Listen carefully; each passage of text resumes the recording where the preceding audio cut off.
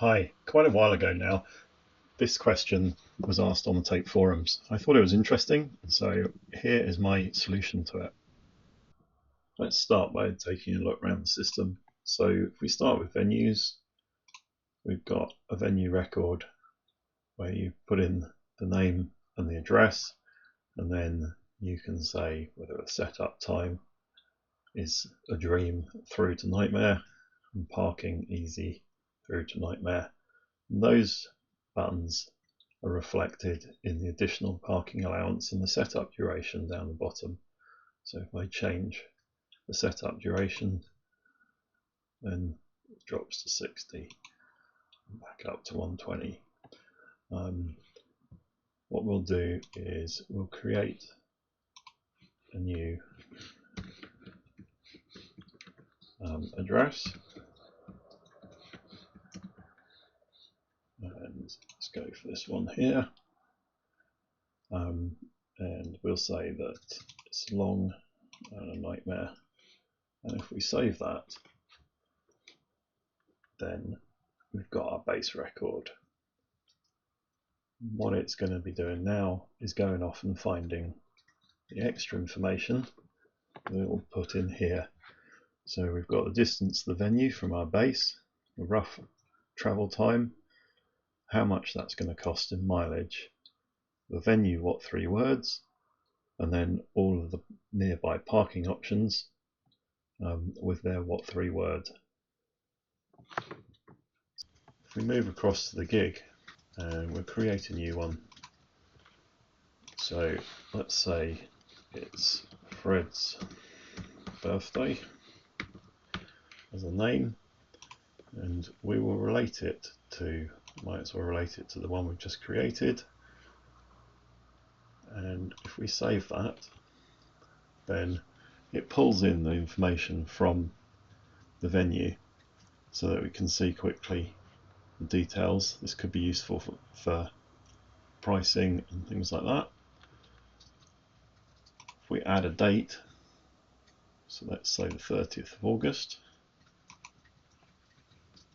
and let's give it a time of 8 o'clock. What we're now going to do is we're going to get updated travel times, which are based around the necessary arrival time on that date.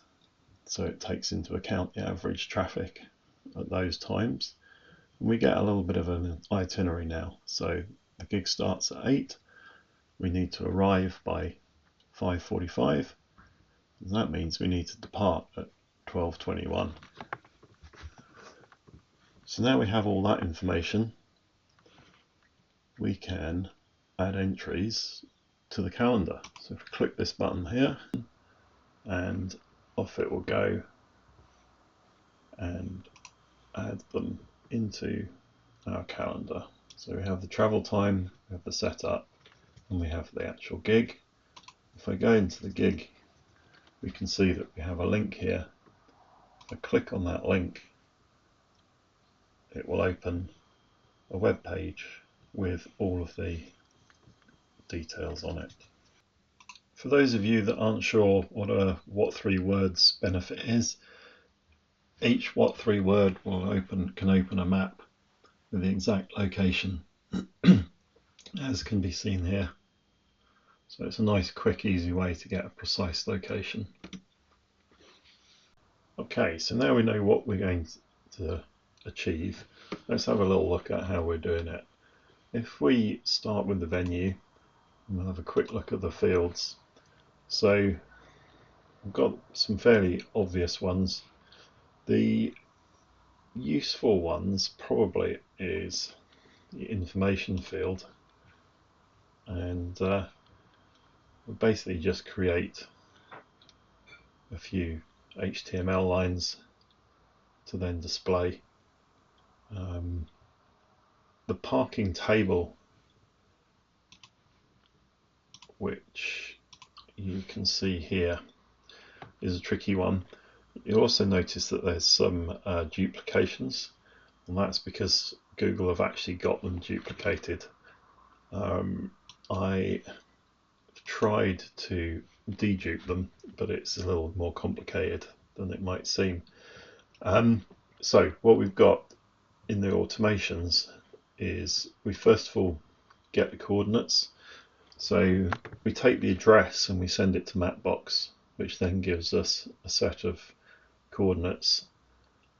From there we can then get a distance from our base location, get the venue what3words, and then start looking at parking.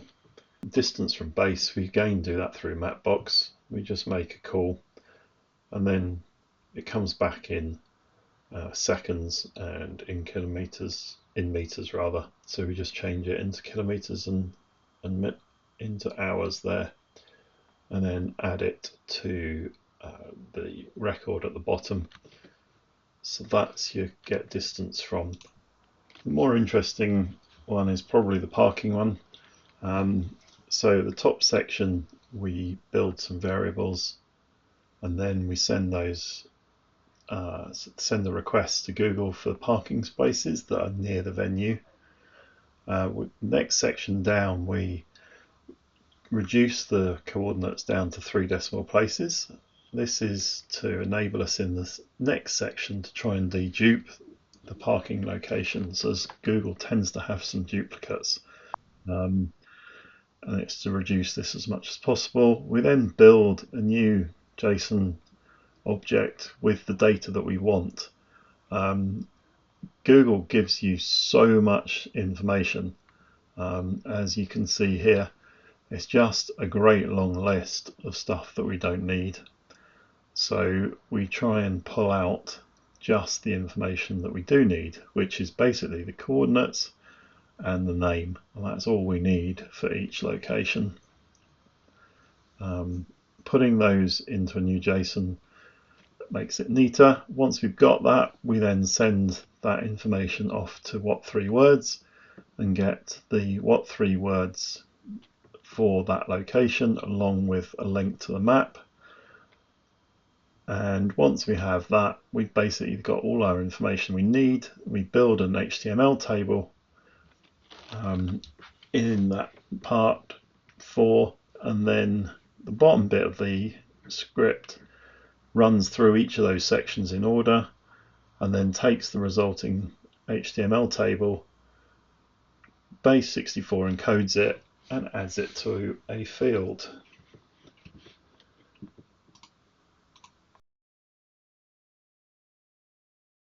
Let's take a look at our gigs now and how we generate stuff there. So we basically, the first thing we're going to do is get the travel time. So if we look quickly at this, we do is get the setup time and the parking time allowances, add them together, which gives us a total of pre-time, gig pre-time. What we then do is we basically subtract those minutes off the gig start time, which gives us the time we have to arrive at the venue. What happens here is we add that to the record so that we have the arrival time on the record.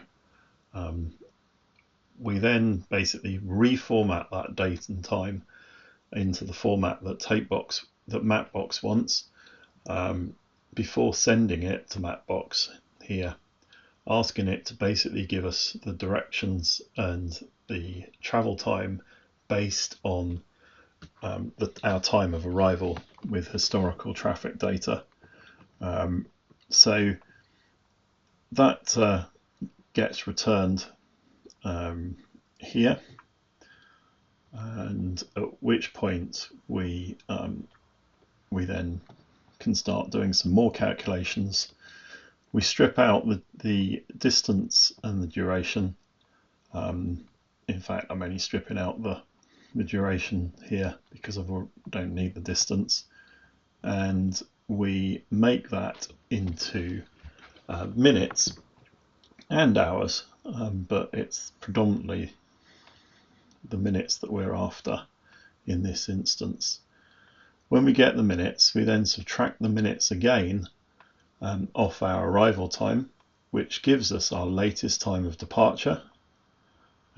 We format that all up and we add it to the record. So in this second to last line here, you've got we're adding it to the current record. The departure time is the time zoned departure, and the travel time is the hours time.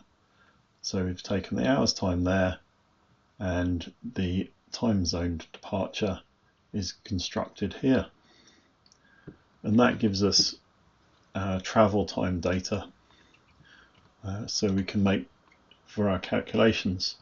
The last bit is to add it all to the Google Calendar. So for this, we are going to construct basically the data at the top. So we're pulling out all of the different bits of information, formatting it the way we need to format it. So Google has a very specific way of formatting the date and time for its calendar entries, which is, as you can see there. So we're going to format it like that, and then once we've got all of the bits of information, we fill in, basically construct 3 different requests, some with just with different items, but basically with the relevant time, date and finish times all the way through. And then the event one also has a description that we built here, which just contains the additional details and the link to that web page that you saw earlier.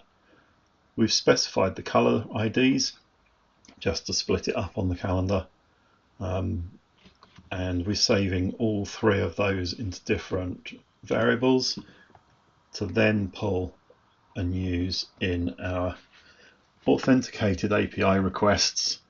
So you just have the 3 different requests. They're basically identical, just with the different bodies, and then we add a comment to the record just to say that the calendar entries have been added, so you know it's happened, because not everybody would have their calendar open at the same time. And that is the whole system, really.